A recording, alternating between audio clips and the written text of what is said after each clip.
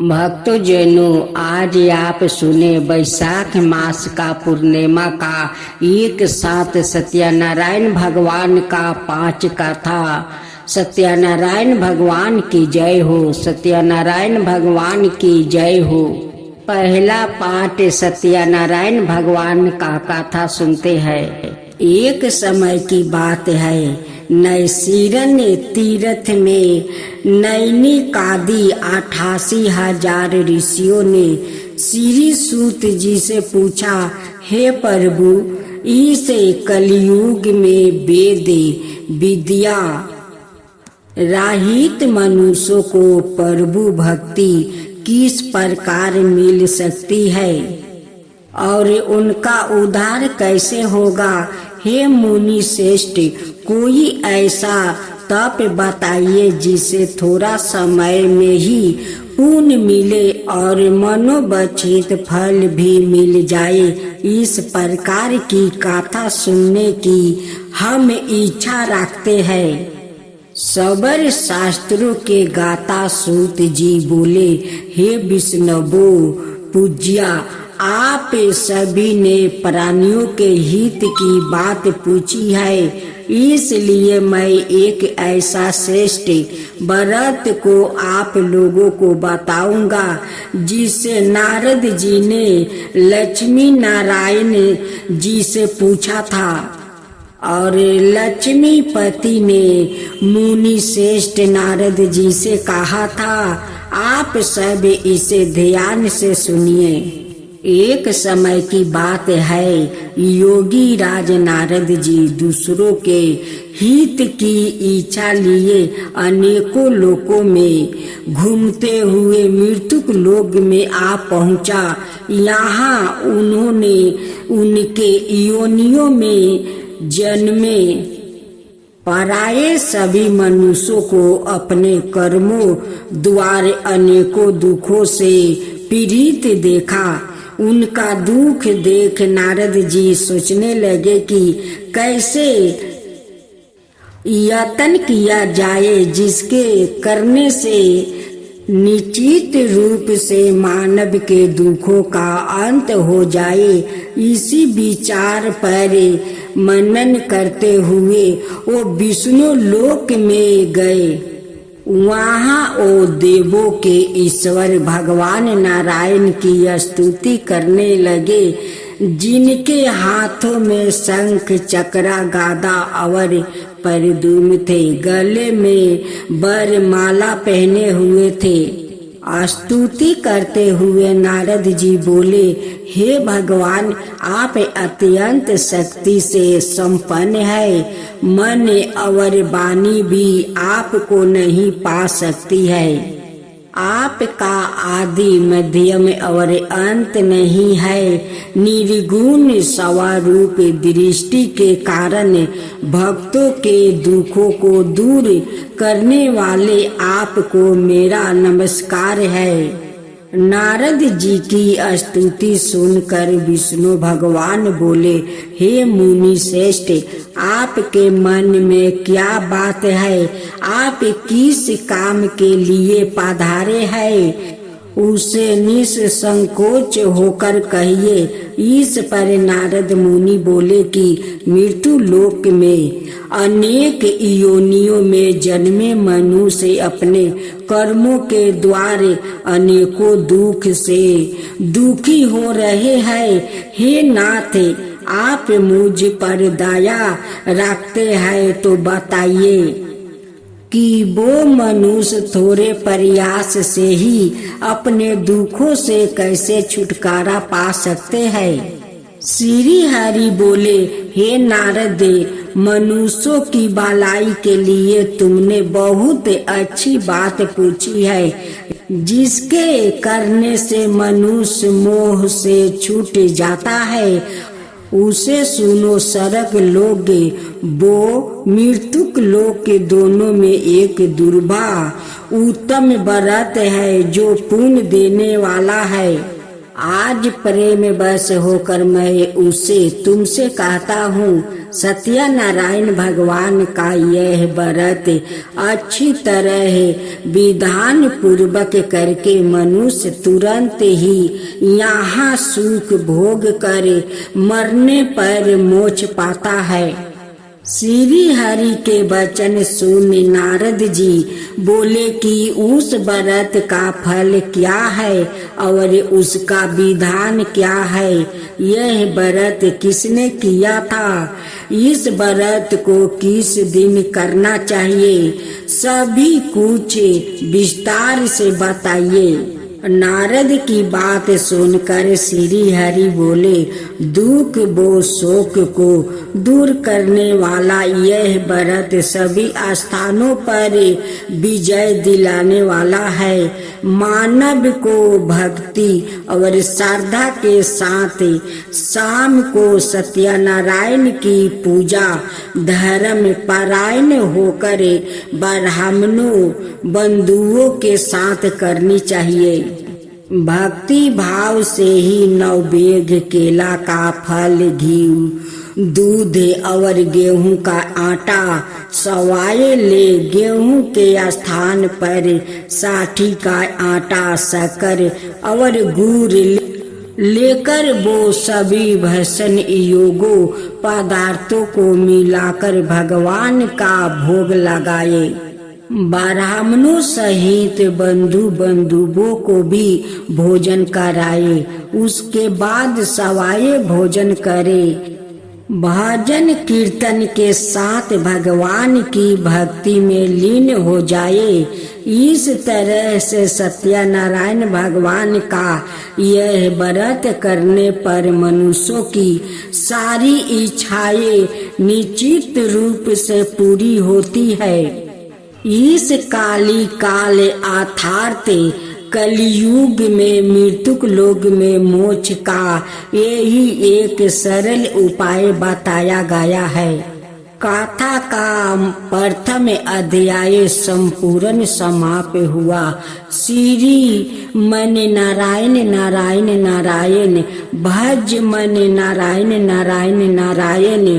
श्री सत्यनारायण भगवान की जय। सत्यनारायण भगवान का दूसरा पाठ है। सत्यनारायण भगवान की जय हो। सत्यनारायण भगवान की जय हो। सूत जी बोले, हे ऋषियों, जिसने पहले समय में इस व्रत को किया था उसका इतिहास कहता हूँ, ध्यान से सुनो। सुंदर काशीपुरी नगरी में एक अत्यंत निर्धन ब्राह्मण रहता था।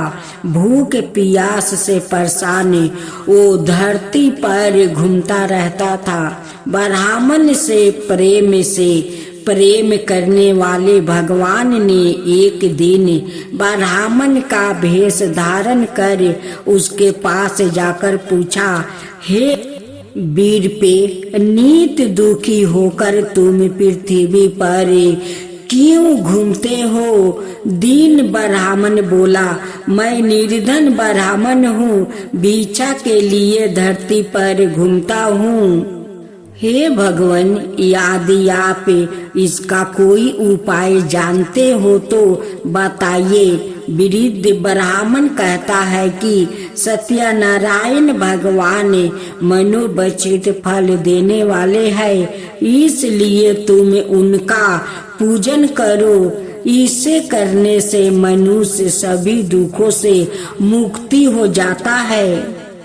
वृद्ध ब्राह्मण बन करे आए सत्यनारायण भगवान उस निर्धन ब्राह्मण को व्रत का सारा विधान बताकर अंतर्ध्यान हो गए। ब्राह्मण मन ही मन सोचने लगा कि जिस व्रत को वृद्ध ब्राह्मण करने को कह गया है मैं उसे जरूर करूँगा। यदि निश्चय करने के बाद उसे रात में नींद नहीं आई, वो सवेरे उठकर सत्यनारायण भगवान के व्रत का निश्चय कर भिक्षा के लिए चल गया। उस दिन निर्धन ब्राह्मण को भिक्षा में बहुत धन मिला, जिससे उसके बंधुओं बांधवों के साथ मिलकर श्री सत्यनारायण भगवान का व्रत संपन्न किया। भगवान सत्यनारायण का व्रत संपन्न करने के बाद वो निर्धन ब्राह्मण सभी दुखों से छूट गया और अनेकों प्रकार की संपत्तियों से युक्त हो गया। उसी समय से यह ब्राह्मण हर माह इस व्रत को करने लगा। इस तरह से सत्यनारायण भगवान के व्रत को जो मनुष्य करेगा वो सभी प्रकार के पापों से छूटकर मोक्ष को प्राप्ति होगा। जो मनुष्य इस व्रत को करेगा वो भी सभी दुखों से मुक्ति हो जाएगा। सूत जी बोले कि इस तरह से नारद जी से नारायण जी का कहा हुआ श्री सत्यनारायण व्रत को मैंने तुमसे कहा, हे पीड़पो मैं अब और क्या कहूँ। ऋषि बोले, हे मुनिवर संसार में उस बीरपा से सुन कर और किस किस ने इस व्रत को किया, हम सब इस बात को सुनना चाहते हैं। इसके लिए हमारे मन में श्रद्धा का भाव है। सूत जी बोले, हे मुनियों जिस जिस ने इस व्रत को किया है वो सब सुनो। एक समय वो ही बीरपा धन वो ईश्वर के अनुसार अपने बंधु बंधुओं के साथ इस व्रत को करने को तैयार हुआ। उसी समय एक लकड़ी बेचने वाला बूढ़ा आदमी आया और लकड़ियां बाहर रख कर अंदर ब्राह्मण के घर में गया। प्यास से दुखी ओ लकड़हारा उनको व्रत करते देख बीरपा को नमस्कार कर पूछने लगा कि आप यह क्यों कर रहे हैं और इसे करने से क्या फल मिलेगा, कृपया मुझे भी बताइए। ब्राह्मण ने कहा कि सब मनोकामनाओं को पूरा करने वाला यह सत्यनारायण भगवान का व्रत है। इनकी कृपा से ही मेरा घर में धन धनाए आदि की वृद्धि हुई है। बीरपा से सत्यनारायण व्रत के बारे में जान कर लकड़हारा बहुत प्रसन्न हुआ। चनामृत लेकर वो प्रसाद खाने के बाद वो अपने घर गया। लकड़हारा ने अपने मन में संकल्प किया कि आज लकड़ी बेचने से जो धन मिलेगा उसी से सत्यनारायण भगवान का उत्तम व्रत करूंगा। मन में इस विचार को ले बूढ़ा आदमी सिर पर लकड़ियां राखे उस नगर में बेचने गया जहाँ धनी लोग ज्यादा रहते थे। उस नगर में उस आदमी लकड़ियों का दाम पहले से 4 गुना अधिक मिलता है। बूढ़ा प्रसन्नता के साथ दाम लेकर केले, शक्कर, घी, दूध, दही और गेहूं का आटा ले और सत्यनारायण भगवान के व्रत की अन्याय सामग्रियों लेकर अपने घर गया। वहां से उसने अपने बंधु बंधुओं को बुलाकर विधि विधान से सत्यनारायण भगवान का पूजा और व्रत किया।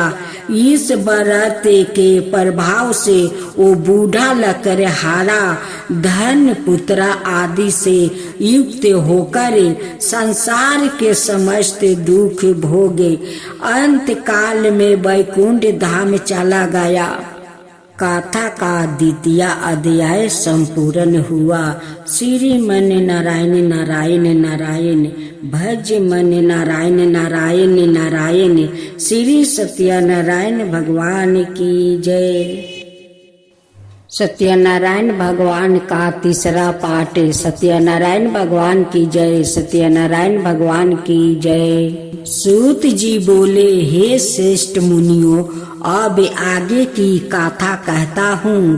पहले समय में उलेका मुख नाम का एक बुद्धिमान राजा था। वो अत्यंत भक्त और जितेंद्रिया था।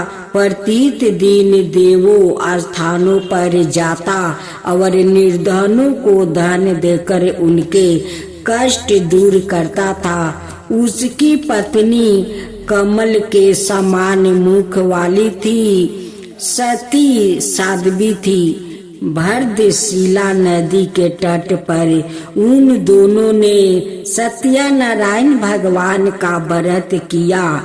उसी समय साधु नाम का एक वैश्य आया। उसके पास व्यापार करने के लिए बहुत सा धन भी था। राजा को व्रत करते देख कर वो विनय के साथ पूछने लगा, हे राजन, भक्ति भाव से पूर्ण होकर आप यह क्या कर रहे हैं? मैं सुनने की इच्छा रखता हूँ, तो आप मुझे बताइए। राजा बोला, हे साधु, अपने बंधुओं के साथ पवित्रादि की प्राप्ति के लिए एक महाशक्ति महान सत्यनारायण भगवान का व्रत वो पूजन कर रहा हूँ। राजा के वचन सुन साधु अंदर से बोला, राजन, मुझे इस व्रत का सारा विधान कहिए। आपके कथा अनुसार मैं भी इस व्रत को करूँगा। मेरी भी संतान नहीं है और इस व्रत को करने से निस्तान रूप से मुझे संतान की प्राप्ति होगी। राजा से व्रत का सारा विधान सुने व्यापार ने निमित्त होकर वो अपने घर गया। साधु वैश्या ने अपनी पत्नी को संतान देने वाले इस व्रत का वर्णन कह सुनाया और कहा कि जब मेरी संतान होगी तब मैं इस व्रत का करूँगा। साधु ने इस तरह के वचन अपनी पत्नी लीलावती से कहे। एक दिन लीलावती पति के साथ आनंदित हो सांसारिक धर्म में परिवीत होकर सत्यनारायण भगवान की कृपा से गर्भवती हो गई। 10वें महीने में उसके गर्भ से एक सुंदर कन्या ने जन्म लिया। दिनों दिन वो ऐसे बढ़ने लगी जैसे कि शुक्ल पक्ष का चंद्रमा बढ़ता है। माता पिता ने अपनी कन्या का नाम कालावती रखा। एक दिन लीलावती ने मीठे शब्दों में अपने पति को याद दिलाया कि अपने सत्यनारायण भगवान के जिस व्रत को करने का संकल्प किया था उसे करने का समय आ गया है। आप इस व्रत को करिए। साधु बोला कि हे प्रिय, इस व्रत को मैं उसके विवाह पर करूँगा। इस प्रकार अपनी पत्नी को आश्वासन देकर वो नगर को चला गया। कालावती पिता के घर में वृद्धि को प्राप्ति हो गई। साधु ने एक बार नगर में अपनी कन्या को सखियों के साथ देखा तो तुरंत ही दूत को बुलाया और कहा कि मेरी कन्या के योग वर देख कर आओ। साधु की बात सुनकर दूत कंचन नगर में पहुंचा और वहां देखभाल कर लड़की के सुयोग्य बानिक पुत्र को ले आए। सुयोग्य लड़के को देखे साधु ने बंधु बंधुओं को बुलाकर अपनी पुत्री का विवाह कर दिया। लेकिन दुर्भाग्य की बात यह है कि साधु ने अभी भी सत्यनारायण भगवान का व्रत नहीं किया था। इस पर श्री भगवान क्रोधित हो गए और श्राप दिया कि साधुओं को अत्यधिक दुख मिले। अपने कार्य में कुशल साधु बिना जमाई को लेकर समुद्र के पास स्थित होकर रत्नासरपुर नगर में गया। वहां जाकर दामाद ससुर दोनों मिलकर चंद्रकेतु राजा के नगर में व्यापार करने लगे। एक दिन भगवान सत्यनारायण की माया से एक चोर राजा का धन चुरा कर भाग रहा था। उसने राजा के सिपाहियों को अपना पीछा करते देखा। चुराए हुए धन वहां रख दिया जहां साधु अपने जमाई के साथ ठहरा हुआ था। राजा के सिपाहियों ने साधु वेश्या के पास राजा का धन पारा देखा तो वो ससुर जमाई दोनों को बांधकर प्रसन्नता से राजा के पास ले गए और कहा कि उन दोनों चोर हमें पकड़ लिया है, आप आगे की कार्यवाही की आज्ञा दें। राजा की आज्ञा से उन दोनों को कठिन कारावास में डाल दिया और उनका सारा धन भी उसे छीन लिया गया। सत्यनारायण भगवान से श्राप से साधु की पत्नी भी बहुत दुखी हुई। घर में जो धन रखा था उसे चोर चुरा ले गया। शारीरिक और मानसिक पीड़ा, बोझ, भूख प्यास से अति दुखी हो अन्न की चिंता में कालापति के ब्राह्मण के घर गई। वहां उसने सत्यनारायण भगवान का व्रत होते देखा। फिर कथा भी सुनी। वो प्रसाद ग्रहण कर वो रात को घर वापसी आई। उनकी माता कालावती से पूछा कि हे पुत्री, अब तक तुम कहाँ थी? तेरे मन में क्या है? कालावती ने अपनी माता से कहा, हे माता, मैंने एक ब्राह्मण के घर में श्री सत्यनारायण भगवान का व्रत देखा है। कन्या के वचन सुनी लीलावती भगवान के पूजन की तैयारी करने लगी। लीलावती ने परिवार बंधुओं सहित सत्यनारायण भगवान का पूजन किया और उसे वर मांगा कि मेरे पति और जमाई शीघ्र घर आ जाए। साथ ही यह भी प्रार्थना की कि हम सब का अपराध क्षमा करे। श्री सत्यनारायण भगवान इस व्रत से संतोष हो गए और राजा चंद्रकेतु को सामने में दर्शन दे कहा कि हे राजन, तुम उन दोनों वेश्यों को छोड़ दो और तुमने उनका जो धन लिया है उसे वापसी कर दो। अगर ऐसा नहीं किया तो मैं तुम्हारा धन, राज्य, संतान सभी को नष्ट कर दूंगा। राजा को यह सब कहकर वो अंतर्ध्यान हो गए। प्रात काल सभा में राजा ने अपना सपना सुनाई। फिर बोले कि मणिक पुत्र को कैद से मुक्त कर सभा में लाया जाए। दोनों ने आते ही राजा को प्रणाम किया।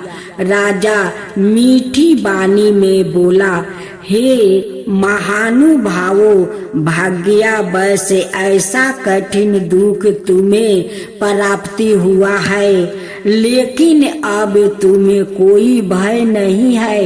ऐसा कह राजा ने उन दोनों को नए वस्तु भूषण भी पहनाया और जितना धन उनका लिए था उसे दोगुना धन वापसी कर दिया। दोनों वेश्या अपने घर को चल दिया। भज मन नारायण नारायण नारायण, श्री सत्यनारायण भगवान की जय। अब सत्यनारायण भगवान का चौथा पाठ सुने। सूत जी बोले, वेश्या ने मंगलाचार कर अपनी यात्रा आरंभ किया और अपने नगर की ओर चल दिया। उनके थोड़ी दूर जाने पर एक दंडी भेषधारी श्री सत्यनारायण ने उसे पूछा, हे साधु, तेरी नाव में क्या है? अभी बनी के हंसता हुआ बोले, हे दंडी, आप क्यों पूछते हो? क्या धन लेने की इच्छा है? मेरी नाव में तो बेल पत्ते भरे हुए हैं। वेश्या के कठोर वचन सुन भगवान बोले, तुम्हारा वचन सत्य हो। दंडी ऐसे वचन कहे वहां से दूर चले गए। कुछ दूर जाकर समुद्र के किनारे बैठ गए। दंडी के जाने के बाद साधु वेश्या ने नित्य क्रिया के पश्चात नाव को ऊंची उठाते देख कर अचंबा माना और नाव में बेल पाता आदि देख वह मूर्छित हो जमीन पर गिर पड़ा। मूर्छित खोलने पर वो अत्यंत शोक में डूब गया।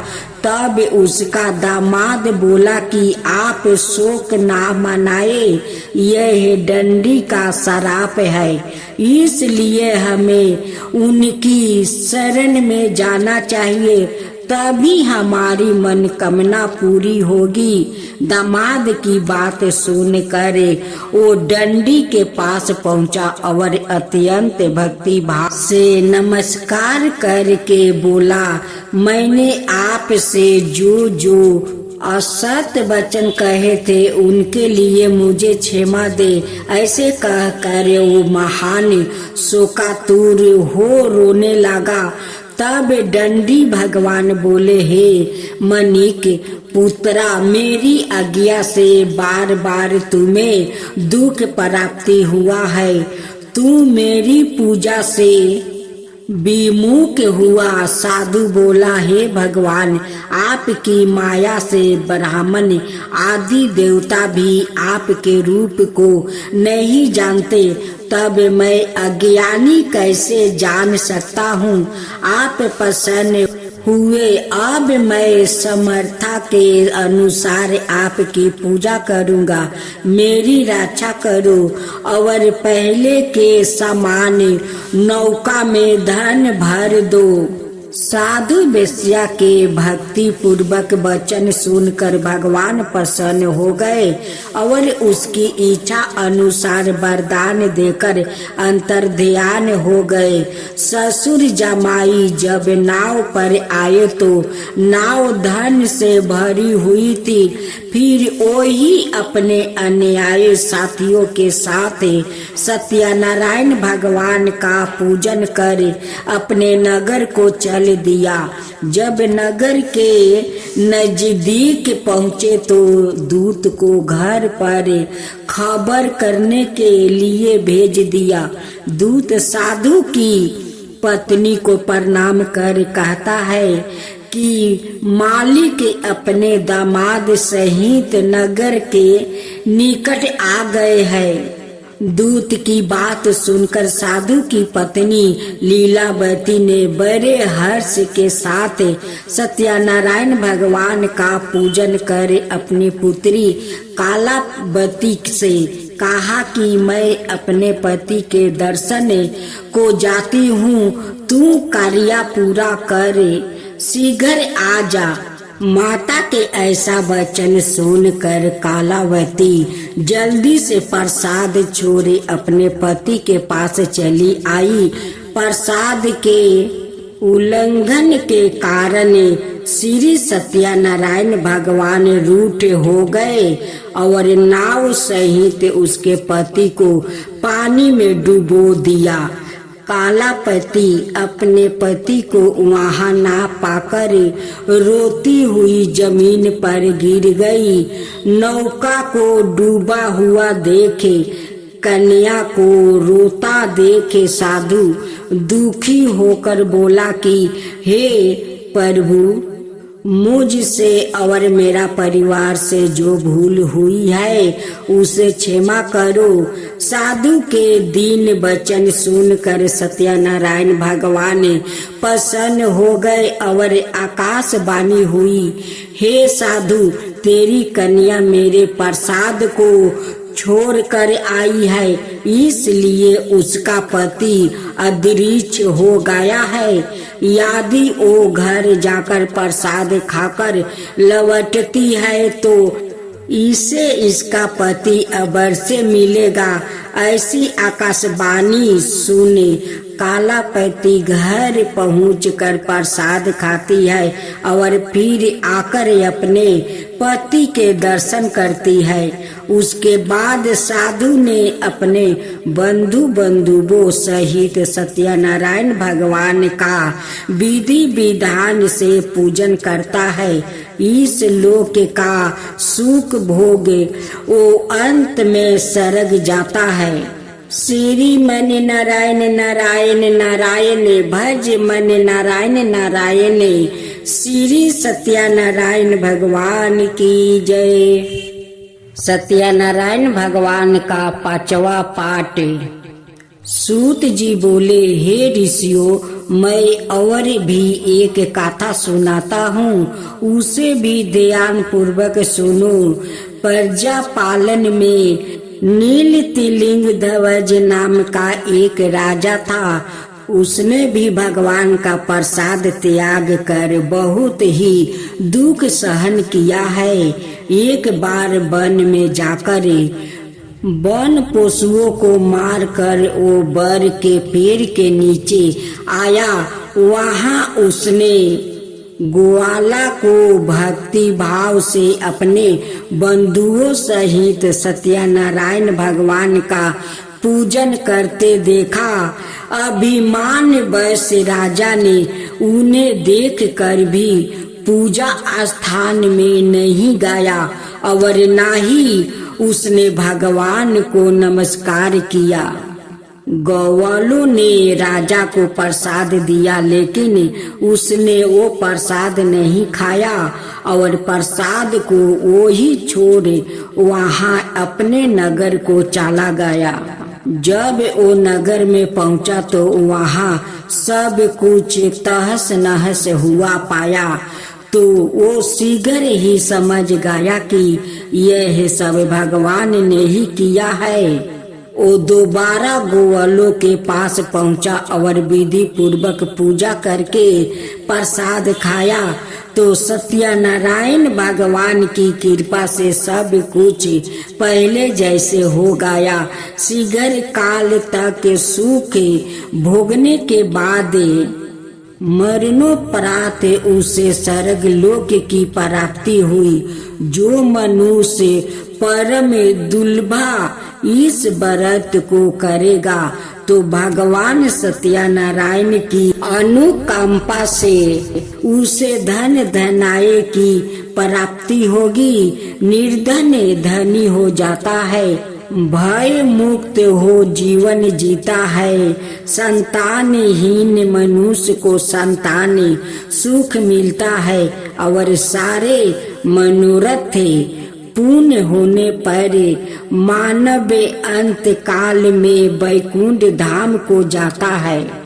सूत जी बोले, जिन्होंने पहले इस व्रत को किया है, अब उनके दूसरे जन्म की कथा कहता हूँ।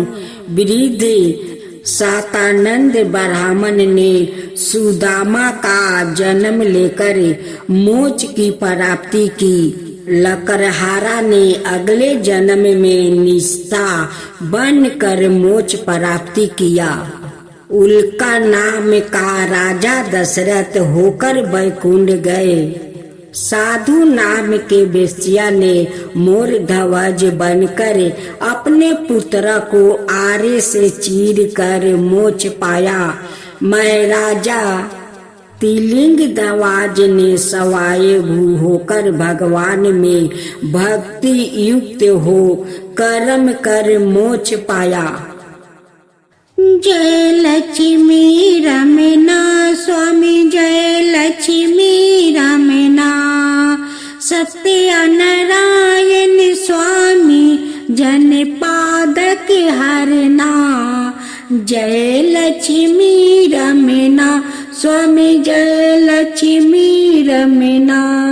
रतंजरी सिंहासन अद्भुत छवि राजे नारद करत निराजन घंटा बाजे। जय लक्ष्मी रमना।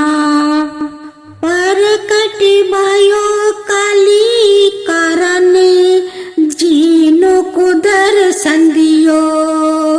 वृद्धा ब्राह्मण बन कर कंचन महल किया। जय लक्ष्मी रमना। दो बल भील कठारो जिन पर कृपा करी। चंदर जुरी इनका राजा तन की विपत्ति हरी।